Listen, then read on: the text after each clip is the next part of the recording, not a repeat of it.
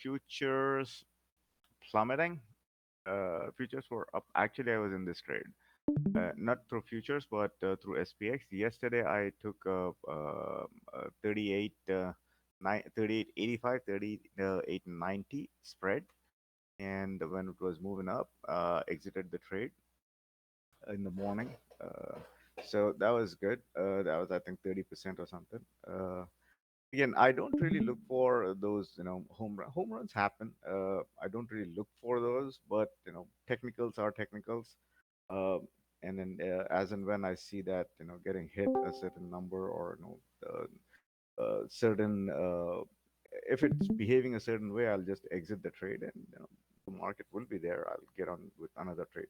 So this is I am in this trade right now through selling calls. I did not buy puts because I'm still engaged with stuff at home, domestic stuff.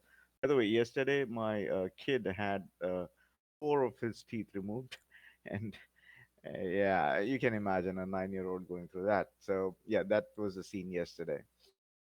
Right. So and then that was the reason I was in and out at desk whole day.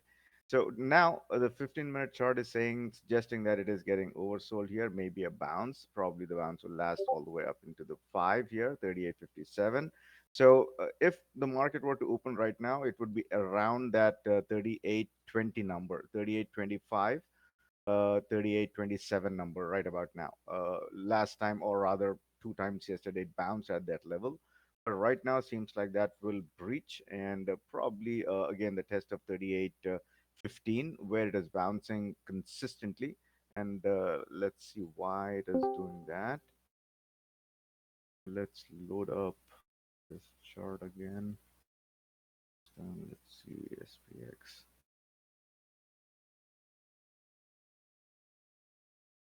Right, so it's been bouncing off of this number right here, 38.15. Yesterday too, 38.15 on SPX, around that level. Day before yesterday, right about here, 38.15. So this number is acting as resistance, and this number will continue to act as resistance pretty much. I think unless it breaches below there, I'm not really looking for really looking for a downside. The only thing that would actually but we'll get through that, but let's get here first, the regular stuff. So very likely, I think the bounce should have happened here. I think it's stemmed here, but then a better bounce would be here, right? Better bounce would be 38.42 area. We'll look for this, and RSI as is down here at the bottom of the range. So a typical bounce, and also the Williams R is all the way down here. The only thing that is not corroborating that bounce is no oversold area here. And the SMI is still crossed to the downside. That's the only thing that is not corroborating this bounce. Perhaps we'll get a bounce around here, 38.42. Anyways, it should have bounced right here, which it did, but it couldn't hold the bounce, and it is still moving lower. Probably 38.42 is a very good area to look for another bounce. If that breaches, you know the drill. Right. So probably it will go down here, 38.28. That if it comes down to 38.28, 38.27, that means it has SPX would have, if ES comes down here to the second standard deviation on the 4 hour, that means SPX will be testing about 3800 to 3807 area. And if that breaches, very likely 3812, that means SPX would have breached below that 3894 threshold, which has been acting as another decent support. That breaches, I'm looking for a bounce around here, 3806. That means SPX around 3884 to 3887 area. Cool. And to the upside, we are still, well, upside will make sense here. Um, right. So downside, very likely 38.34, 38.42, 38.34. If it breaches, then we have this line here. We've been waiting for this line to get tested. It's been a while. And then it just got tested once. And this is still ES. It's not SPX. This is still ES. And if I'm still waiting for this to get tested, at some point it will get tested. And I'm expecting it to hold for a bounce, right? So as and when the market starts to move lower, I'll watch the ES. Probably will find another bounce at this area, 38.42 to 38.38 area. If that breaches, then we are looking forward for pretty decent. I don't know, probably another about 60 points from where we are. But this is not the base case. This might be, some data coming through, or some other factor happening, and that gets pushed down. But as of now, this is not the base case. And why is that not a base case? Because you can clearly see the MACD. This is SPX now. This is SPX. You can clearly see the MACD histogram here, making pale red bars smaller and smaller. So, and also we see this MACD is about to cross over. Whether it would cross over or not, that remains to be seen. But we'll still watch that trade. And again, to the upside, this is the number 3858 on SPX. This is the SPX number. Right now, SPX is trading about somewhere about here, 3830 to 3827 area. This is where it is bouncing. So let it come up, and probably if it comes up 3839, 3838, that area will get tested, and very likely it will get pushed down there first time. Then if it starts to move up beyond 3838, then the same drill. The 5 get tested, the 8 get tested, 8 clears, and 3858. This should be a very critical level at 3858. But the theory says if it has moved inside this Bollinger Band, lower inner Bollinger Band, then very likely it's going to test the mean. Now the mean will be pushed down today, right? Obviously, all of these will be pushed down because the futures are lower and the market will move lower. So the mean will get pushed down, the 21 will get pushed down. So most of this will get pushed down, and as and when the data gets populated, we'll see exactly where the levels are again. Then we'll play according to those levels, right? So yeah, so to the upside, I'm still thinking that 5 and 8 will get tested if 8 clears in a lower Bollinger Band. If that gets cleared, the 21 at right now it's at 3876, 3877 area. But when the market opens, this line will adjust itself to the downside. These are dynamic, and these will adjust, upside downside as the data gets populated. So it makes sense to look at this chart, right? This is real time. I mean, this is the regular candles, and this is the average candles. Average candles are still pointing to the upside. And for the thesis, if it's entered the inner lower Bollinger Band, bright chances of it hitting the mean. And why am I looking at the upside? Well, of course, this chart also makes sense. 5 8, the same drill, but I'm not here right now. This is a chart that I want people to focus on. This is Apple, right? And we know Apple carries about 6+% weightage, and that's the reason we'll look into Apple all the time. And Apple is getting oversold here, first thing. And the second thing is that Apple MACD has pulled back down way too much down here, -4, almost -0, give or take. And anytime that happens, it crosses to the upside, right? Anytime that crosses, well, it doesn't mean that it will cross, but there's a bright possibility of that MACD crossover happening. And if Apple moves to the upside, by the way, this is the MACD. Anytime it goes all the way down here, it crosses to the upside, and it's almost there. Not necessarily it will cross to the upside, but bright chances either this week or next week, sometime it has to cross to the upside. What will trigger that upside? I'm not sure. I'm not sure. As of now, people don't want to get long, and makes sense for people not to get long. And this is another chart that is uh, this is again weekly chart for Apple MACD, and sorry, the RSI, and the average on the RSI is almost down here at the bottom of the range.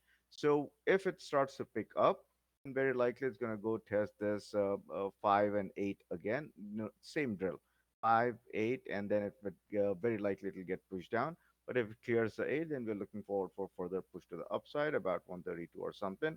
But before that, you got to get test this one, 132.40 or something like that, right? And again, if Apple was much more higher than where it is right now, and the critical level for Apple would be, I think, 126. If it breaches below 126, I think we need to reassess the trade.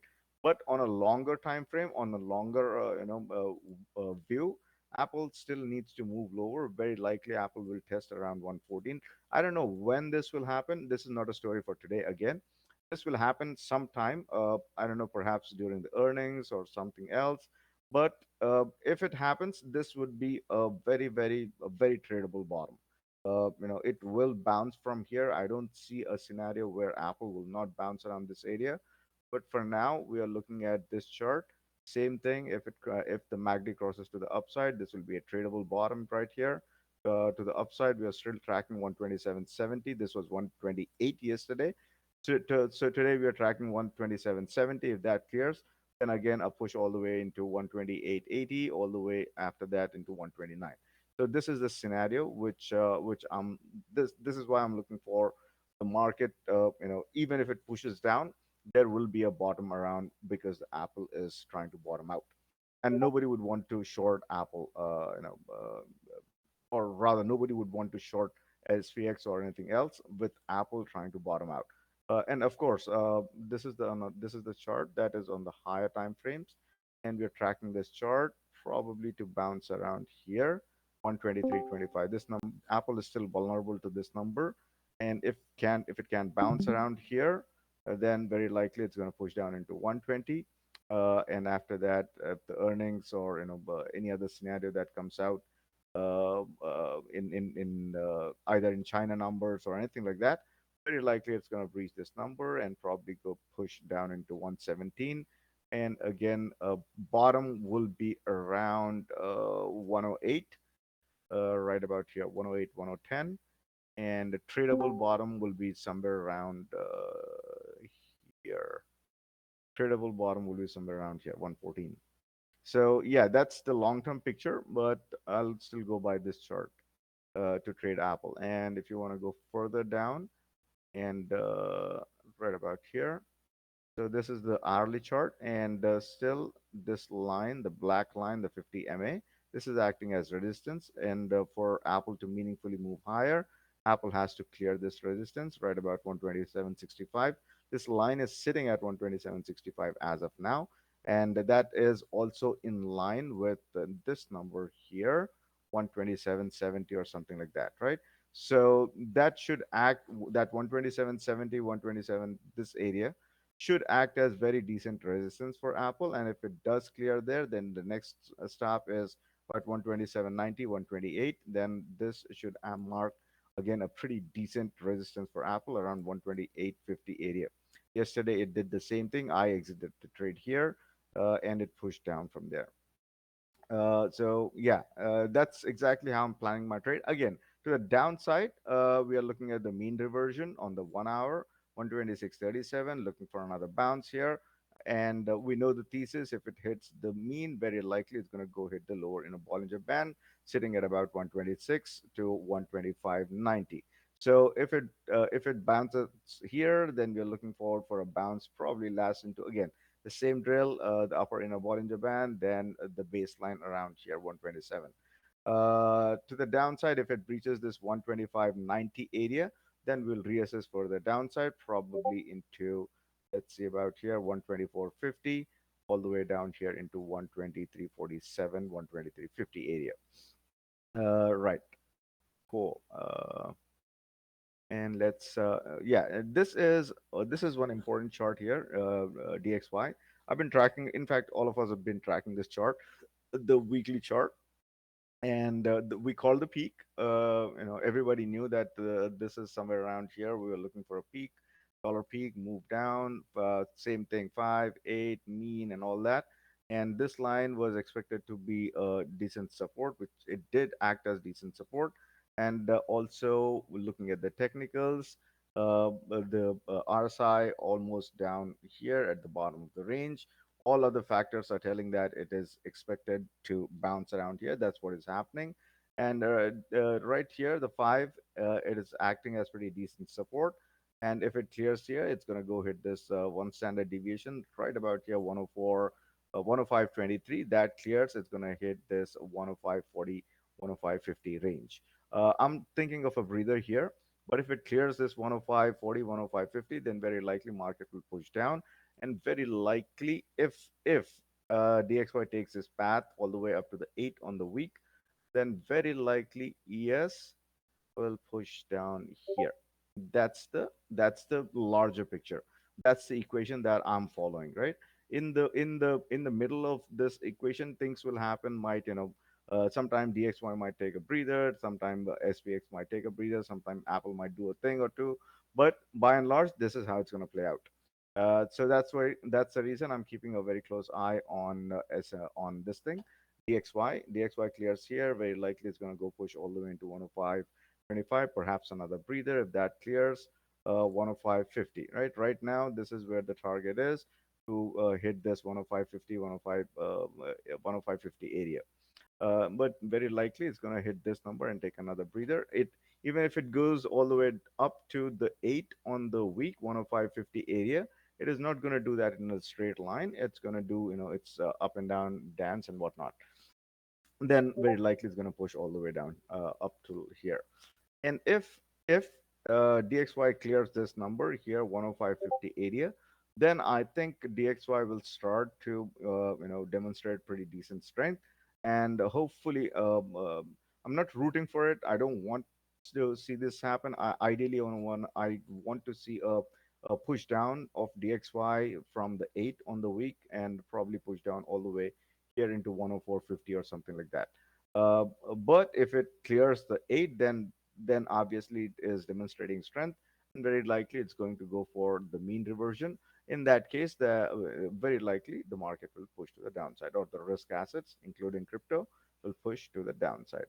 Straightforward. Cool. And DXY again, I'll be watching here. And yeah, this is what I was saying. It's going to go up, but not in a straight line. The 1 hour chart is saying that it is detached from its 5 and 8. Very likely it's going to come back down. I'll be again watching the lower time frames. Right now it is bouncing. Very likely it's a bounce here. And if it comes back down here and tests this baseline, it's going to come back down, breach the baseline, and come back down here into 104.77, and then probably will look for another bounce. And I'll watch this chart here as my guide, and I'll trade either this time frame or this time frame, right? A 5 and a 8, a 5 and a 8, same thing, same thing, same thing. Not no difference. Basically, this is how just that's just how it works. That's how I think the algorithms are programmed. So same thing, right? Same thing, 5 and 8. If it breaches, then we're going to go down onto this time frame. If it breaches here, then we're going to look for a push down into this number. That breaches, we're going to look for a push down into this number. If it doesn't, we'll take the trade on the opposite side of things. Why? Because we know we still have DXY to the upside. Very likely it's going to go test this number on the 4 hour chart. Right. Okay. Let's know. We got Apple. We got through Apple. Uh, yeah, this is another chart. And then we knew yesterday, whatever day before yesterday, whatever. Where is this thing here? So we knew this bounce was coming. We actually knew this was going to come back down. 3.70 was our bounce point right about here. It did not come down all the way through there, but it bounced around 3.72 or something. But we knew it was going to come back down. It did come back down. It hit somewhere about here, the 100 moving average, and bounced. Again, it's doing the same thing. It is hitting another resistance here. And if it clears this 3.76, basically the 50 moving average on the daily, if it clears there, that means it has some legs to it. Very likely it's going to go test this 3.80, and we'll take another call there. But if it starts to take a breather from here, 3.76 area, 3.76, 3.77 area, we're going to look forward for a push back down all the way down here into the mean again. And probably it needs to come back down and test this number 3.67 again. And if US 10 takes this path to the downside, obviously it will bring back down the DXY along with it, and then very likely the market will see a strength. And this is the reason we are looking for a push to the downside on the 10 year, and the technicals. We discussed all of this stuff a couple of days back. Technicals were all the way up here, exhausting to the upper side, and hit a major move in a major resistance level and came back down. Although the expectation was for it to come back down here into the mean and hit the mean and then bounce. It did not happen. It hit right here on the regular candles 100 and bounce off of it. But I'm still thinking it needs to come back down and test the mean. That's my understanding. Why? because the Heikanashi is still looking for a downside here. And the bounce is fine because you see the RSI come back down, uh, all the way down here at the bottom of the range, and it bounced. But this line is still pointing to the downside. So after the bounce, I think there is a bright chance of it coming back down and testing this number on on the daily, the mean on the daily. Take a look at this chart here. This chart, so this is the last month, 5, 8, bounce at the 8. Now again, it is testing the 5, and this is a higher time frame, and we still want to see a continuation of this thing downside. MACD, watching the MACD, we want to see a crossover of MACD here so that we can start making a larger time frame trend. Hopefully, even if this crosses down, there should be another test of the 8, 3.47 area. But I think by the time this thing starts to come back down, the 8 will move up somewhere about 3.54 or something. I think that's still good enough. I think even if it goes up all the even if the 10 year comes down all the way here into 3.54, 3.55 area, that is still 25 basis points down from where it is right now. I think that'll still do for us. If you're looking for long side on the markets, watching this chart and also watching this chart on higher time frames. So on the higher time frame, the this is DXY by the way, and on the higher time frame, breached 5, breached 8, it's bouncing, fair enough. Then it needs to come back down 103, then very likely 101 to 102. Then the mean is sitting at about 100.52. This needs to happen, and it will happen at some point in time. The MACD is about to cross over on the month, right? And we understand the reason why it's not moving further down here, because the weekly chart is pretty oversold right now. Right. Okay. And those are the reasons. Let's look at VIX. VIX is still oversold on the on the higher time frame, the weekly. It is still pointing to the upside, and very likely we want to see. We don't want to see a VIX move above its 21 on the day, on the week, and if it does move above its 21 on the week, then very likely it's going to go all the way up here to test the mean on the week 25. And then I think it's normal for a January month for VIX to be elevated and probably push all the way into 25. And if the right now I think we are waiting for the CPI, and the understanding is that the CPI will be cooler than expected, and this will all go to hell if the CPI number comes in hotter than expected. And if it comes hotter than expected, very likely the 10 year will push up again into 4, perhaps it will cross 4 in a hurry. um, and then very likely DXY will be testing that 108 number. Very likely markets will be pushing down into that 35 or sub 35 if that happens. Right now, that's not the case, but that's again a bigger picture. Let's look at Tesla real quick. Tesla, we are still looking for a push to the upside if the technicals are to be believed.